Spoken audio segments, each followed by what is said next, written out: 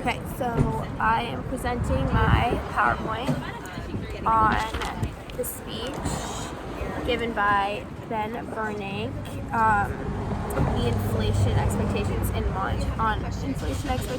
monetary policy, and he lays out all the elements of the current consensus from central bankers on the importance of inflation expectations on realized inflation rates and the state of all that. So the two key premises that he believes in, which happens to be pretty conventional of a view for central bankers, which makes sense because he was a central banker. The two key premises are: number one, inflation expectations are an important determinant of realized inflation. And number two, central bank behavior and communications can influence inflation expectations and consequently macroeconomic outcomes. So if inflation expectations are anchored, there are better overall policy outcomes. And we'll get more into why that is. And the history of U.S. inflation since the 1960s seems to follow this theory accurately. And some criticism on these key premises that people have are inflation expectations are hard to measure, and also it's difficult to distinguish whether these measurements are truly affecting inflation or just the inflation forecasts. So as for inflation expectations being hard to measure,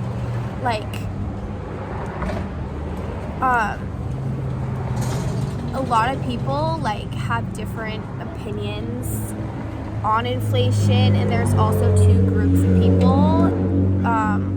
One is attentive and one is inattentive, and attentive pays attention to inflation and will be more knowledgeable about inflation expectations, and inattentive than inattentive. And also, so questions raised by recent research are: whose inflation expectations are we talking about? And the inflation expectations we're talking about is outside professional forecasters, tips, break-evens, or inflation swaps, and surveys of households and firms. So there's problems with all of these, which is why inflation expectations kind of gets criticism in general, is because it's not super accurate and pinpointed because of the sources of measuring them.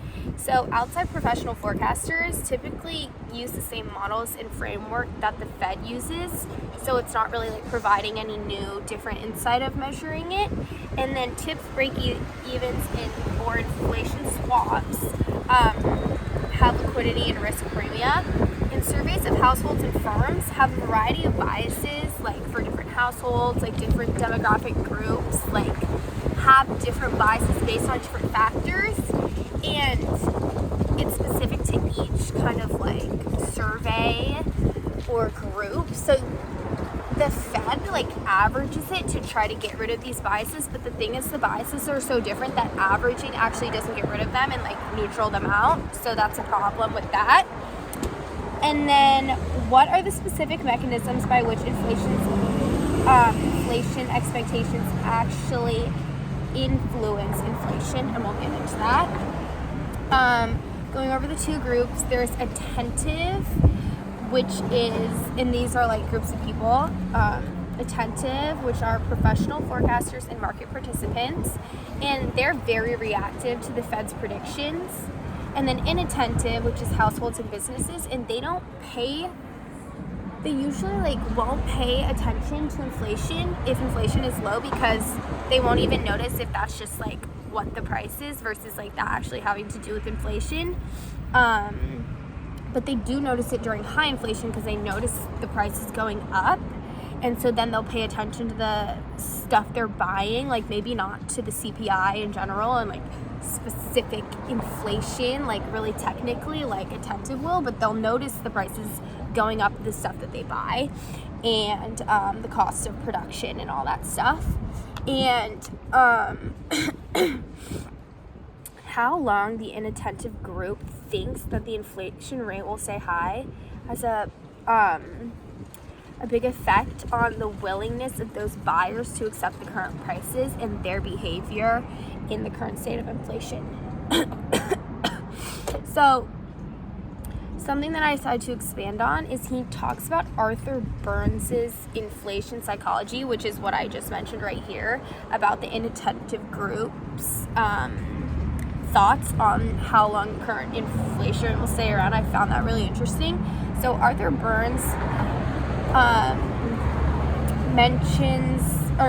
Ben Bernanke mentions how local inflation expectations can cause inflation to persist longer. So if people think that, if the inattentive people or even people in general just think the prices are going to stay high, like it can kind of like be like a self-inflicting like continuation or persistence of that inflation. And so Ben Bernanke mentions Arthur Burns, who was the chairman of the Federal Open Market Committee in the 1970s, and he talks about this inflation psychology, and he believed that psychology was a great factor when it came to inflation, and didn't believe that monetary policy had as much of an effect,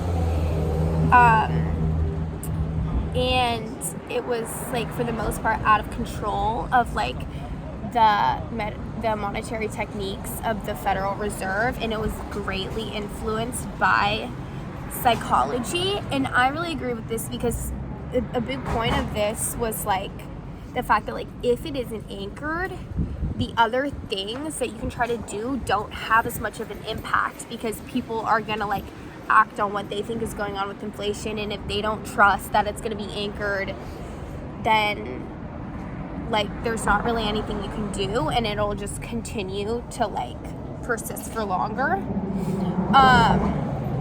So what this means in general, like this whole thing, is that central bankers should try to anchor inflation expectations at a low level, and then if they do rise, they should try to lower the expectations again, which, as we talked about earlier, like any interaction with the public, like literally just like a Federal Reserve speaker's facial expressions when they're speaking about this like can affect it. So anything that can be done will, like stuff they say will have an effect,